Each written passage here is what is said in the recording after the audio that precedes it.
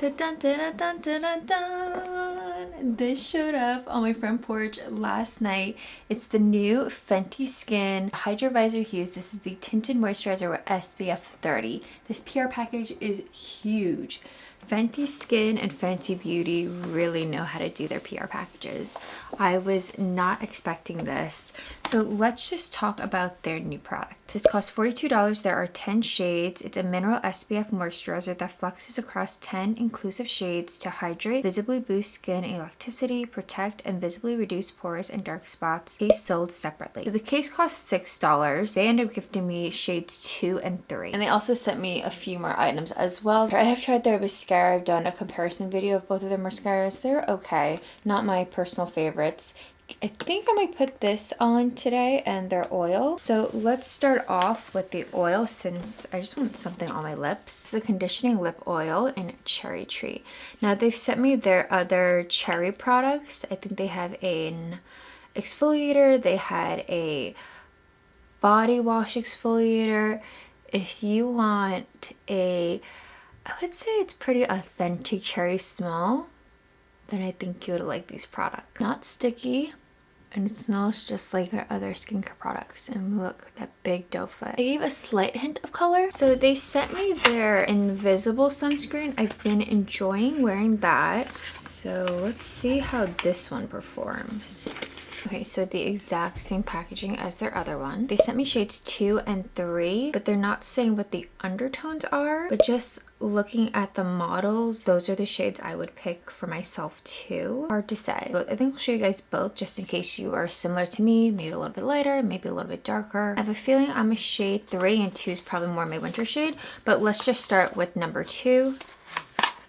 That's how it comes in. I really like this refillable packaging. I know other brands that do this too. It's always nice and handy. Oh, that was really easy. So something else I'm noticing that's different from the other sunscreen is that the top is a little more clear. I think the other one is solid like the base. This is shade 2. Yeah, I can already tell. It's a little light. Okay, so shade 2. Wow, it's thicker than I thought. So shade 3 is a lot warmer. I actually think I'm somewhere in the middle. Okay, and this is thicker than what I was expecting. Let's start off with shade 2. Kind of see how that looks. Shade 2 doesn't look bad. As you keep blending it, I feel like it could work. But this feels more like a foundation. Maybe I'm more shade 2. Now I'm going to show you guys shade 3 on this side. Actually, I'm shade 3.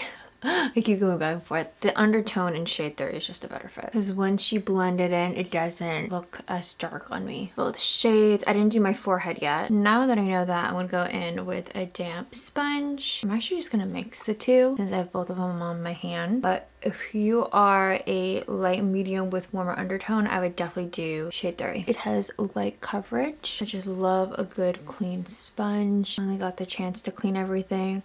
I was thinking I was going to do it last night and I was like, yeah, there's no way. After 9, the chances of me being productive in that way, doubt it. But I can wake up at 6 in the morning and I'm really productive. I'm just one of those types of people that I get more done in the morning versus later at night. I didn't fully cover this little breakout right here, but it is less red. You can still see some hyperpigmentation peeking through, so I would say this is light coverage. It is a true tint. And a little bit more of shade 3 to see if I can cover it up anymore. Cover this a little more, a little, but nothing crazy. This on its own is a little too glowy for me, so I will definitely have to add some powder. I'm wondering if I can add this. Their Invisimatte that they sent me. I think I'm going to try it out because it says instant setting and blotting powder. For some reason I thought these were blotting sheets, but it actually looks like setting powder, so I think I'm going to try this today. But before I do that, I do want to try their cream blush. I've never tried any of their blushes before. This is not a shade I would pick for myself because it's quite cool, but you know, we're going to try it out.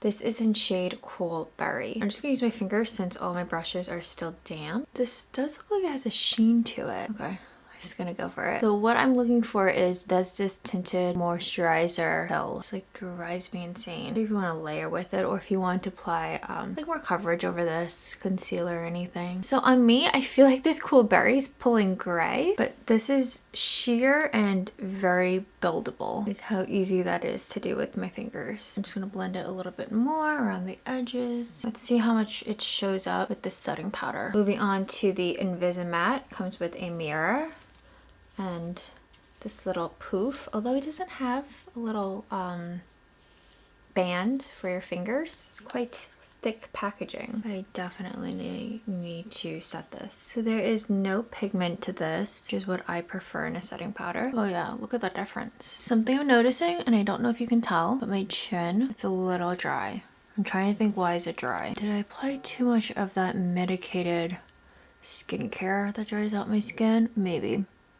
But I have some dryness going on my chin. So this powder might not be good if you have dry skin, dry patches. For the most part, I don't really deal with that. Like the rest of my face looks good. It's just my chin area right here is where I'm seeing it. I don't like the shape of this. It's hard to get in between the brows, around the nose. I'm not gonna put on my whole face. I'm gonna leave the cheeks a little more glowy. That little spot right here still peeking through. I feel like adding powder enhanced it a bit more. It's just a hint of blush, just applying a little more lip oil before I head to class. I will see you guys closer to 8 hours and we'll see how my skin looks.